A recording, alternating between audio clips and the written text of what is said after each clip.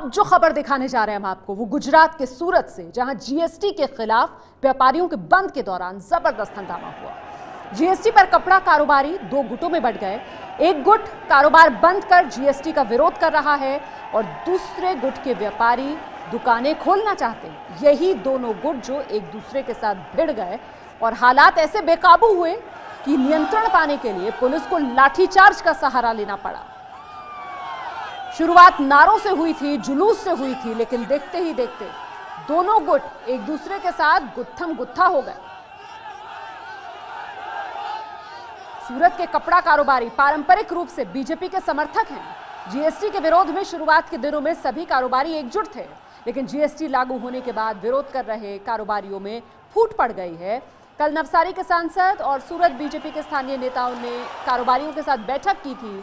इस बैठक में करीब 1000 कारोबारी जीएसटी के विरोध का आंदोलन खत्म करने के लिए राजी हो गए थे और आज इसी तरीके से ये दो गुट कारोबारियों के, जो एक जीएसटी के समर्थन में सामने आया, दूसरा जो लगातार विरोध कर रहा था, और इन्हीं दोनों गुटों को खदेड़ने के लिए पुलिस को लाठीचार्ज करना पड़ा।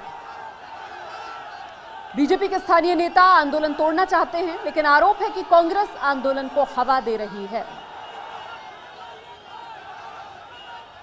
हमारे सूरत के अंदर जितने भी कारोबारी है सब कब पढ़े लिखे हैं, तो हमारी सरकार से एक ही बात है कि आप जीएसटी लगाओ। हम कर के विरोध में नहीं है, लेकिन एक स्टेज पे लगाओ, आप अभियान पे लगा दो। पूरा व्यापारी वर्ग कर देने को तैयार है। नंबर 2, जब हमारे सूरत के अंदर 185 टेक्सटाइल मार्केट है, उनमें से 135 टेक्सटाइल मार्केटों के जो प्रेसिडेंट थे, उन्होंने सबने मिलके शनिवार के दिन निर्णय लिया कि भाई जब तक जीएसटी नहीं हटेगी, हमारी मांगे नहीं मानेगी, तो हमारे फेडरेशन के माध्यम से अनिश्चितकालीन बंद का ऐलान किया। वो बंद होने के बावजूद हमारे जो नवसारी सांसद महोदय है CR पाटिल साहब जी, उन्होंने कुछ 150 आदमियों को बुला के एक आपातकालीन मीटिंग बुला के और ये हमारे ऊपर जोर जबरदस्ती थोपने का प्रयास किया है कुछ व्यापारियों के खातिर उन्होंने। बाकी कोई व्यापारी वर्ग उनके साथ में है ही नहीं, हम सब बंद के पक्ष में हैं। तो जीएसटी को लेकर सूरत के अंदर ये कारोबारी जो दो फाड़ हो चुके हैं। वहीं जीएसटी लागू होने के बाद अमीरों और गरीबों की सवारी, यानी कि चाहे आप बात कार की करें, बाइक की करें या साइकिल की करें, इनके बाजार पर कितना फर्क पड़ा है। राजधानी दिल्ली समेत 5 देश के बड़े शहरों में हमारी पड़ताल में जो सामने आया है, उसी पर एक रिपोर्ट देखिए। जीएसटी के बाद बाजारों का रियलिटी टेस्ट। जीएसटी यानी गुड्स एंड सर्विसेज टैक्स लागू हुए 2 दिन हो चुके हैं। कार कंपनी मारुति ने कहा है कि जीएसटी के बाद उसकी कुछ चुनिंदा गाड़ियां 3% तक सस्ती होंगी, जबकि आर्टिगा और सियाज जैसी हाइब्रिड कारें 1 लाख रुपए तक महंगी पड़ेंगी। लेकिन बाजार में असल तस्वीर क्या है? क्या ग्राहकों को इस ऐलान का फायदा मिल रहा है? इसकी पड़ताल के लिए एबीपी न्यूज संवाददाता प्रतिमा मिश्रा ने आज राजधानी दिल्ली के साथ साथ नोएडा और गाजियाबाद में मारुति के शोरूमों का जायजा लिया। आगे बढ़ने से पहले आपको बता दें कि कारों पर पहले करीब 31.5% टैक्स बनता था। जीएसटी लागू होने के बाद टैक्स की दर करीब 29% बन रही है।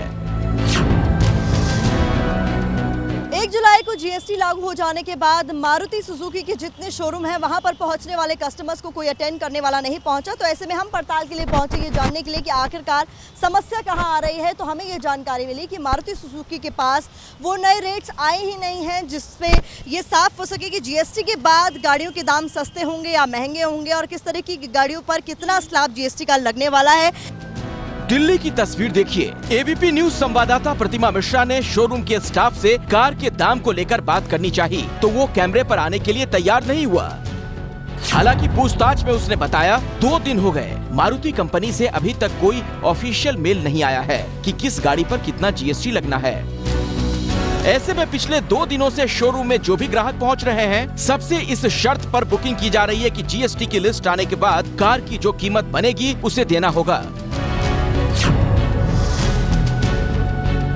नोएडा और गाजियाबाद में भी मारुति के इन शोरूमों से हमें यही जवाब मिला है कि जीएसटी लागू होने के बाद कार के दामों की नई लिस्ट अभी नहीं आई है।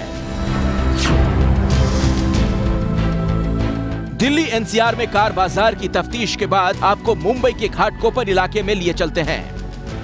यह है रोशन मोटर्स, मोटरसाइकिल का शोरूम। अंदर शोरूम के मालिक शब्बीर से एबीपी न्यूज संवाददाता की मुलाकात होती है। जीएसटी के बाद में क्या बाइक के दाम कम हुए हैं या घट गए हैं, ये बताने के लिए हमारे साथ शब्बीर हैं जो रोशन मोटर्स के मालिक हैं। शब्बीर, आप सारी बाइक्स पे डील करते हैं? हाँ जी, मल्टीपल बाइक्स में डील करता हूँ। अच्छा, तो अभी एक बताएं कि क्या जीएसटी का असर आप पर हुआ है, क्या दाम बढ़ गए हैं या कम हो गए? में तो काफ़ी रेट कम हो जाएंगे। एक तो ऑक्ट्रा एबोलिश हो गया है, इसकी वजह से 4.5% तो अपफ्रंट ही फायदा हो जाएगा। इसके अलावा 2% पूरे टैक्सेशन में फर्क हो रहा है, तो 2% एडिशनल फर्क होगा कस्टमर को।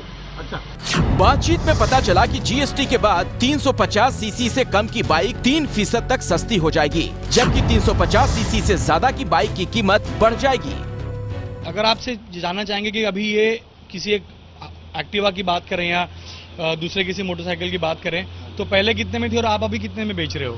लगभग बॉम्बे ऑन रोड प्राइस पहले 65,000 के करीब था विद एक्सेसरीज कॉस्ट, मगर अब जीएसटी इफेक्ट होने के बाद ये लगभग 62 से 63,000 में ऑन रोड आ जाएगी। मतलब 2 से 3,000 रुपए कम हो जाएगा बॉम्बे मार्केट में। पैन इंडिया में लगभग 600-700 रुपए कम हो जाएगा। जैसे पहले ऑक्ट्रा भरने के लिए वक्त लगता था, उसमें लगभग हमारे 2 से 3 दिन वेस्ट हो जाते थे नाके पे, वो उससे हमें फायदा होगा काफ़ी। उससे प्रोसेस फास्ट हो जाएगा, काफ़ी बिलिंग प्रोसेस फास्ट हो जाएगा, उसमें रजिस्ट्रेशन का काम भी काफ़ी पहले से स्पीडी हो जाएगा। आपको बता दें, जीएसटी से पहले मुंबई में मोटरसाइकिल पर कुल 34% टैक्स लगता था। जीएसटी लागू होने से मुंबई में ऑक्ट्राय बंद हो गया है। इससे बाइक पर 4.5% कम यानी 28 से 29% टैक्स लगेगा। तो क्या मुंबई वालों को मोटरसाइकिल की खरीद पर ये छूट मिल रही है? इस पर रोशन मोटर्स के मालिक शब्बीर ने माना कि जीएसटी लागू होने के बाद मुंबई में अभी मोटरसाइकिल के नए दाम तय नहीं किए गए हैं। इसमें करीब 1 हफ्ता अभी और लगेगा। प्राइसिंग अभी भी पूरी तरह से आए नहीं है। इसका इफेक्टिव होने के लिए लगभग 1 वीक और लग जाएगी। आज अगर कोई आता तो आप डिलीवरी नहीं दे पाएंगे, क्योंकि स्टॉक अभी फिलहाल होल्ड पे आ गया है और हमें जीएसटी की वजह से बिलिंग नहीं हो रहा है अभी। रोशन शोरूम में ही हमें अजय तन्ना और अतुल शाह मिले, जो मोटरसाइकिल खरीदने आए थे। इनकी भी बात सुनिए। कौन सी बाइक लेने आए? I have came to buy Activa. Activa, या तो क्या प्राइसिंग में कितना बता रहे हैं? मैं 2 हफ्ते पहले आया था यहाँ पे, तो मुझे बताया था 65 विद एसेसरीज ऑन रोड पड़ेगा, और अभी मैं आया हूँ तो मुझे बताया आफ्टर जीएसटी 62,500 में पड़ रहा है। 2,500 का फायदा हो रहा है, जीएसटी आने से फायदा हो रहा है मुझे। तो आप क्या मानते हैं, जीएसटी से आप खुश हैप्पी है?